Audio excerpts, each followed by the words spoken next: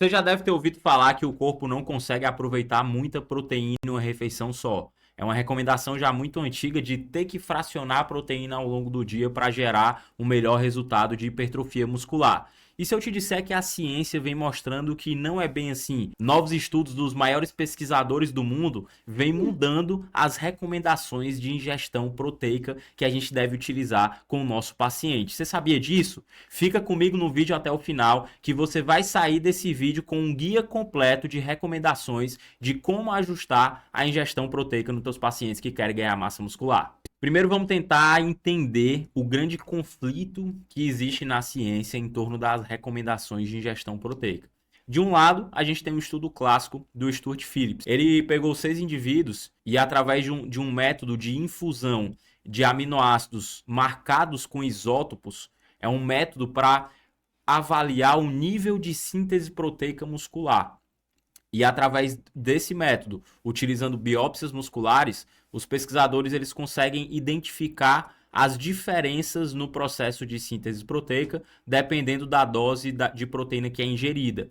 Então, primeiro ele utilizou esse método com doses mais baixas ali, 5 gramas de proteína, até 20 gramas de proteína, e depois ele chegou em doses de até 40 gramas de proteína, que eram consumidas logo após um treino de força. Então, olha só, ele colocava as pessoas para realizar um treino de força, logo depois elas consumiam um suplemento com proteína em várias doses diferentes. E as pessoas elas eram testadas nessas mesmas situações. Então, elas iam até o laboratório, e aí elas realizavam aquele treino de força, consumiam uma dose de proteína e depois faziam o teste e todo mundo consumia todas as doses de proteína. Então elas eram comparadas com elas mesmas. Isso aumenta o nível de confiabilidade do estudo. Nesse estudo em questão, o Stuart Phillips demonstrou que não houve diferenças superiores em relação ao processo de síntese proteica quando comparado uma dose de 40 gramas com 20 gramas de proteína. Isso significa que não vale a pena consumir muita proteína em uma refeição só. Posteriormente, alguns estudos até lançaram a recomendação de ingerir de 0,3 a 0,4 gramas de proteína por quilo de peso por refeição. Já no intuito de que, imagina bem, comer proteína serve principalmente para estimular a síntese proteica muscular, certo? Então, o nosso músculo ele é capaz de sintetizar proteínas estruturais, proteínas contráteis. Imagina só, a proteína, ela pode ser feita de várias formas diferentes. A insulina, por exemplo, é uma proteína. Os filamentos de actina e miosina é uma proteína. Então a proteína ela é capaz de ser moldada através do que? Dos seus aminoácidos. Então o organismo ele sintetiza proteínas musculares e quanto maior é a taxa de síntese proteica muscular, maior é o estímulo para a hipertrofia. Certo? Então, nessa época acreditava-se que se você come muita proteína, você não estimula ainda mais a síntese proteica muscular. Esse era o cerne da questão. Esse era a verdade absoluta. Não adianta comer muita proteína em uma refeição só. E não é porque a gente não absorve. A gente consegue absorver tudo. Nosso intestino é imenso. A gente digere e absorve quantidades absurdas de proteína. Mas a ideia era que o excedente de aminoácidos que chegava no nosso sangue de uma vez eram desviados para outras vias metabólicas, eram oxidados.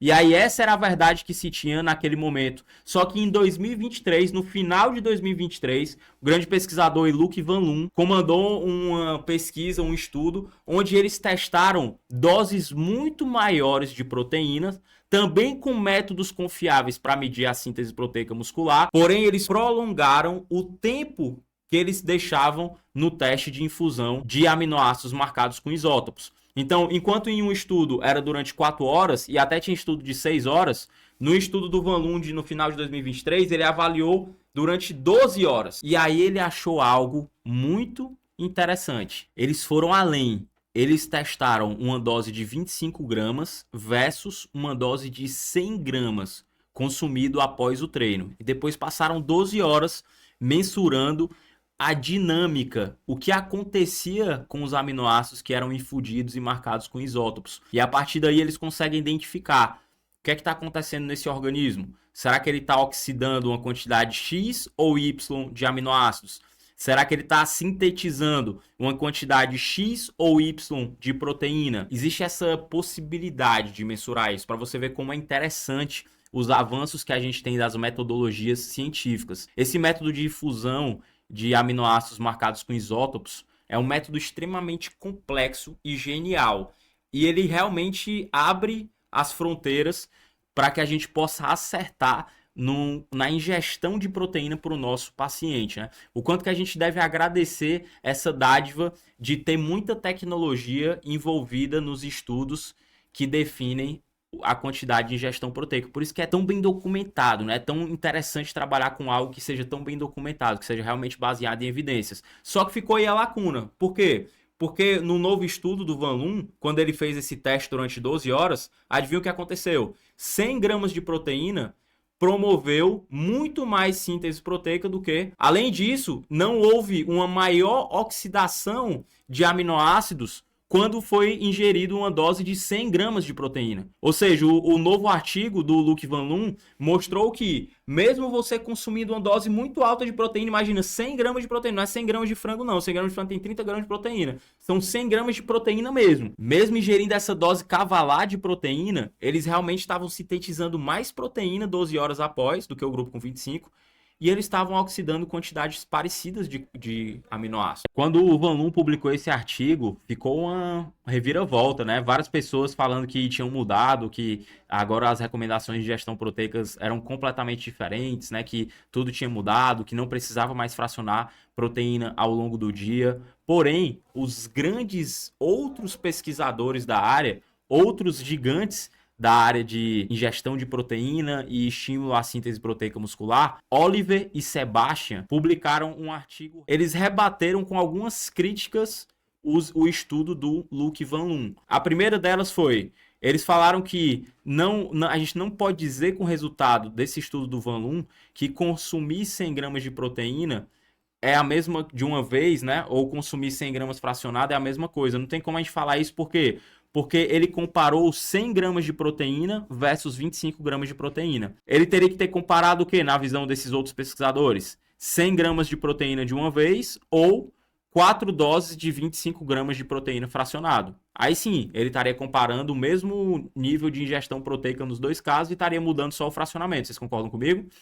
Vamos supor, 12 horas ali de avaliação, e aí um grupo consumia 100 gramas aqui, logo após o treino, e ficava as 12 horas medindo, e o outro grupo fazia 4 doses de 25 gramas de proteína. Aí sim, a gente ia conseguir ver se o fracionamento era superior ou não a consumir a proteína de uma vez em relação à síntese proteica no músculo. Além disso, um estudo que foi realizado em mulheres mostrou que 30 gramas de proteína já bastava para estimular ao máximo a síntese proteica no músculo, e 60 gramas de proteína não foi superior em relação ao aumento da síntese proteica quando comparado com 30. Ou seja, em mulheres treinadas, parece que não adianta mesmo colocar muita proteína de uma vez em uma refeição. Apesar dessas divergências, há algumas convergências entre os autores. Uma das convergências, realmente doses maiores de proteína podem prolongar a síntese proteica por mais tempo. Isso significa que vale a pena colocar uma quantidade maior de proteína em uma refeição pré ao jejum, por exemplo. Vamos supor que o paciente vai passar 6 horas em jejum no dia dele. E aí ele talvez consumir uma refeição com quantidade maior de proteína sustente o processo de síntese proteica melhor nessas 6 horas do que consumir uma quantidade menor de proteína. Outra coisa que eles concordaram também, consumir muita proteína não aumenta de forma tão significativa quanto se imaginava a oxidação de aminoácidos. Então antes a gente tinha muito aquele meio que medo, né? Caramba, se eu colocar proteína demais aqui, vai oxidar muito o aminoácido, eu vou estar jogando proteína fora, né? Vou estar deixando de aproveitar aqueles aminoácidos para a síntese proteica muscular. Mas no estudo do Trombley e do Van Loon, no final de 2023, demonstraram que não. Uma dose de 100 gramas não aumentou de forma tão significativa a oxidação de aminoácidos. E agora, para a gente fechar, vamos fechar com recomendação. E para você que ficou comigo no vídeo até agora, é sinal que você gosta de nutrição baseada em evidências. A gente está discutindo aqui literatura científica de uma forma extremamente profunda. Se essa é a tua pegada, se você quer aprender a gerar resultado para todos os perfis de pacientes, fazendo um trabalho baseado em evidências, então o NutriNews Academy é para você. O NutriNews Academy é a nossa plataforma onde a gente tem mais de 80 aulas completas, vários cursos disponíveis que vão te ensinar a trabalhar com todos os perfis de pacientes que aparecem no teu consultório. A gente faz isso porque a gente ensina tanto estratégias de periodização nutricional, que você vai aprender a usar com corredores, com atletas de força, com pessoas que querem hipertrofia, pessoas que têm o percentual de gordura baixo e querem reduzir ainda mais. E além da parte do cálculo, a gente também te ensina a parte de comunicação, de mudança de comportamento. Então você vai dominar todas as variáveis necessárias para gerar resultado no NutriNews Academy. Então faz a tua inscrição, o link está aqui na descrição. Quando você fizer a tua matrícula, você já vai ter acesso imediato a todas as aulas e uma garantia incondicional de 7 dias. Significa que você pode entrar na plataforma, assistir às aulas e se você ver que aquilo não é para você, você tem 7 dias para ter o seu dinheiro devolvido de forma integral. Então se inscreve no NutriNews agora que a gente se encontra do outro lado. Mas agora vamos para as recomendações. A partir de tudo isso que a gente falou aqui. E aí, Davi, o que é para fazer na minha conduta nutricional? Esse é o prêmio para você que ficou até o final do vídeo. Agora vamos resumir as recomendações atuais de literatura de ajuste no consumo de proteínas. Primeiro vamos falar da ingestão diária. A ingestão diária recomendada é de 1,6 a 2 gramas de proteína por quilo. Eu costumo utilizar até 2,4 gramas por quilo de peso corporal. Existem algumas recomendações também que dão esse valor um pouco mais elevado, porém não mais do que isso. Então normalmente as recomendações giram entre 1,5 a 2,4 gramas de proteína por quilo de peso, tendo ali um ponto médio de 2 gramas de proteína por quilo de peso por dia. É uma recomendação diária que eu costumo mirar muito nas minhas prescrições nutricionais e funciona muito bem para todos os tipos de objetivo. Um outro ponto agora é a distribuição ao longo do dia. Vamos lá, o que é que a gente tem que pensar quando a gente vai distribuir nossa proteína ao longo do dia no planejamento do nosso paciente? Primeiro, qual vai ser a próxima refeição?